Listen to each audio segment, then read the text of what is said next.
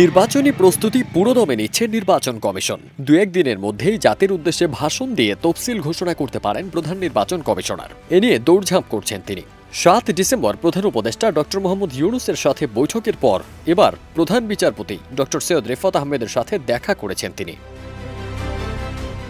নির্বাচনে বিচার বিভাগের সহযোগিতা চেয়েছেন প্রধান নির্বাচন কমিশনার এএমএম নাসির উদ্দিন। তিনি বলেন, আমরা নির্বাচনের ট্রেনে উঠে গেছি। এ সময় সার্বিক সহযোগিতার আশ্বাস দিয়েছেন প্রধান বিচারপতি doctor Syed Refaat Ahmed. ৯ December supreme কোর্টে এ বৈঠক হয়। রেওয়াজ অনুযায়ী তফসিল ঘোষণার আগে প্রধান বিচারপতির সঙ্গে দেখা করেন সিইসি। তবে এবার তিনি ইসি সচিবকে সঙ্গে নিয়ে একাই গেছেন, যা আলোচনায় নতুন মাত্রা যোগ করেছে। বৈঠকে মূলত দুটি বিষয় নিয়ে কথা হয়েছে। সীমানা সংক্রান্ত মামলাগুলো যেন দ্রুত নিষ্পত্তি হয় এবং তফসিল ঘোষণার পর কোনো রিট যাতে নির্বাচনের কাজে বাধা না দেয় সে বিষয়ে বিচার বিভাগের সহযোগিতা। এছাড়া নির্বাচন চলাকালে বিচারকদের ম্যাজিস্ট্রেটের দায়িত্ব পালনের বিষয়েও আলোচনা হয়েছে। এদিকে ত্রয়োদশ জাতীয় সংসদ নির্বাচন ও গণভোটের তফসিল ঘোষণার ভাষণ ইতোমধ্যেই চূড়ান্ত করেছে নির্বাচন কমিশন।